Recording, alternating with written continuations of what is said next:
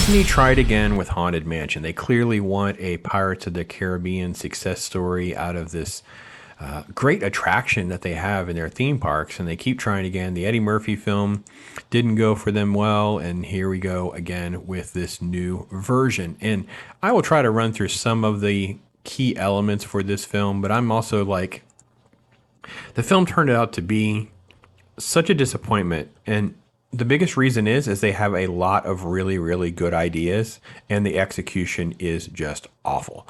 I don't know if, I think his name is Justin Simeon. He is the director. I don't know if we need to blame him. I know I can also place blame at the feet of Katie Dippold. She is the screenwriter, but she also is famous for writing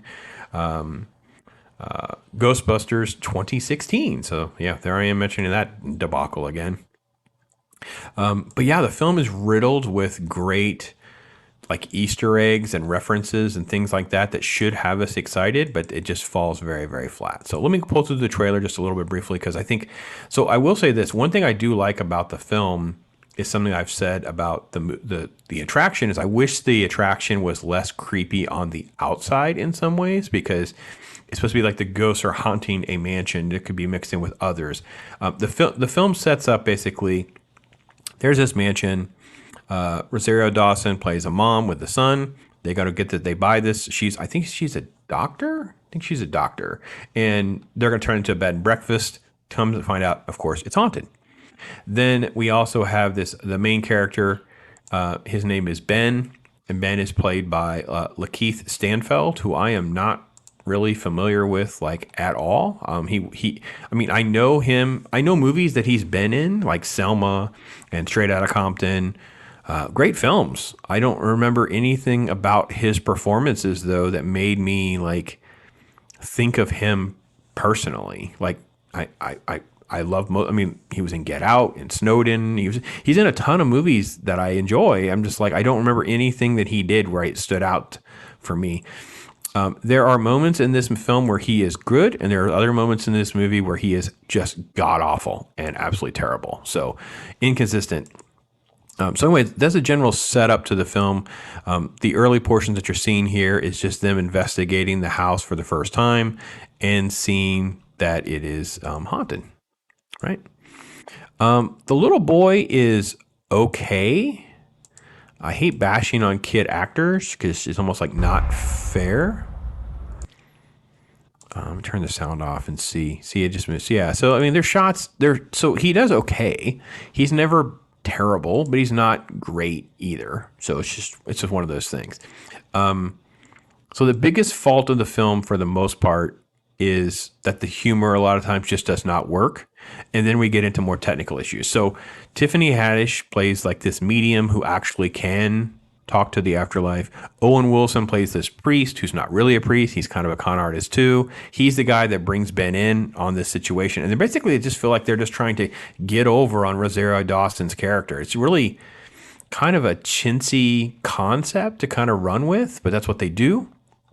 And then they bring in Danny DeVito, who is like the local historian guy with the maps and stuff like that. He is nothing more than the character he played in the Jumanji film. He's like the sad old man by himself, blah, blah, blah. And that's the problem. Is that bad casting? Is it, how do we kind of parse some of this out? I'm not totally sure who to blame for everything kind of being such a mess. Okay, so what works about the film is the fact that it feels very nostalgic to the ride, to the experience, the attraction, everything about it. They tie in the ghosts, they tie in key moments from the ride, they tie in the mythology well. All of that stuff works exceedingly well. If you're a fan of all that and you just want mindless, middle of the road at best, Midland type stuff, this film's going to be fine for you. I'm sure it's streaming by now widely. I didn't catch this right away.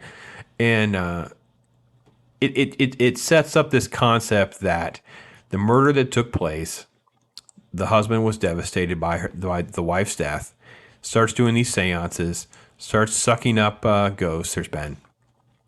And in the process, they suck up an evil ghost. Imagine that. They suck up one that is more like a demon. He's almost like just evil for the sake of evil, right? And then that creates this ever ongoing haunting where now we're up to 999 ghosts. There's always room for one more. He needs 1,000 ghosts to complete his process so he can stay on Earth and obviously control Earth. Of course, the ride also has this thing about the ghost going home with you. So when you step into the mansion, now you're stuck with a ghost going home with you. All of that was actually done well conceptually. At times, though, some of this stuff does not work well, right? So yeah. So Tiffany Haddish. So Tiffany Haddish, again, there are moments where she's good. So the early part of the movie, she has these moments where she turns on like uber over the top black lady, like she comes across as like being a fake, but she's not a fake. But then as the film evolves, I would say like 2/3 of the film, she actually kind of exudes some heart and support for the main characters, and she's fine. And she has like a fangirl love of the famous Madame Leota. So if you know anything about the ride, the attraction, Madame Leota is the famous psychic, the crystal ball scene, all that kind of stuff. And I got to be honest, all of that, and Jamie Lee Curtis was fine. She was really good in this, and believable and all that. So some of this stuff works, and some of it is just terrible. And I think that's the hardest thing about a movie like this, where like conceptually, so much of it can be good, but then there's other parts that are just so bad, you just can't get your head around it. So there's a quick shot there of Danny DeVito. Again, he plays the exact same character pretty much. He does in Jumanji as far as the way he plays it for seriousness or laughs or whatever. So, but I think as far as the designs, feeling like you're there, including elements from the ride and stuff, I think work great. There's the Jamie Lee Curtis head in the crystal ball. All this is in the movie trailer. I'm not spoiling anything major. And there's the ghost. So we're going to transition probably into some spoiler talk now. So if you don't want spoilers at all, that's kind of, we're out now. So, but these are the different ghosts and almost like ghost monsters, because this guy's like almost like an Egyptian mummy. I don't exactly know how he would be trapped in that house. I don't understand why this guy is dressed like a Viking, why he's trapped in this house. And so it's a little strange that the way they set up the mythology of everything is about people that have gone there and died. But then they have all these random ghosts that seem like they're from not only different time periods, but different areas around the world. Like, why would they be stuck? This is some Asian lady. This guy like here, he almost looks like a pirate.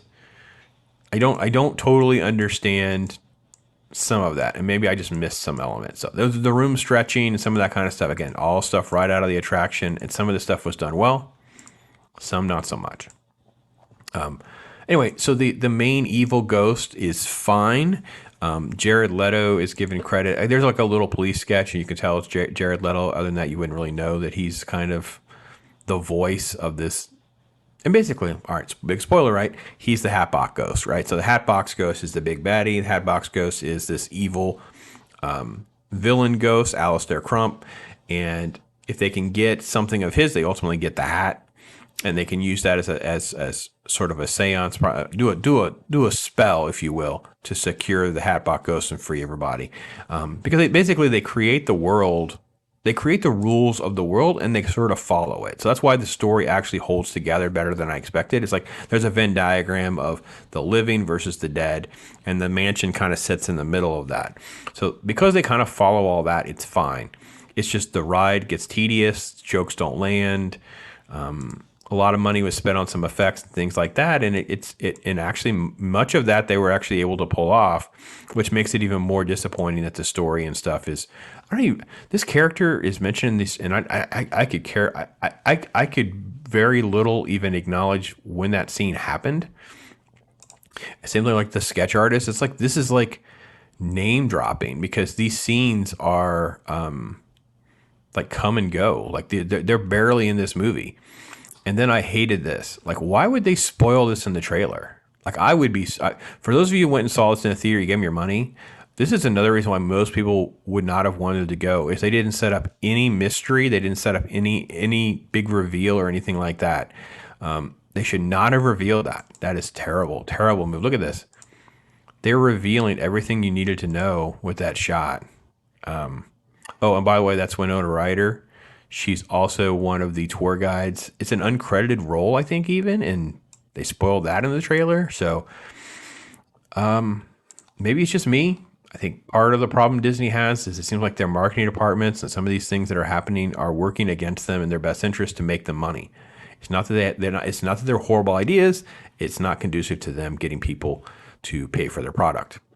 That case in point. So, out of my 5 stars, this movie's a 2. Don't really have any desire to rewatch it. Wouldn't be totally adverse if it happened to be on. Like, it's not like I shut that off. I don't want it to be on kind of thing. But not good enough that I'm going to go out of my way to sit through it again or anything like that. So that's my take on it. I am Pops.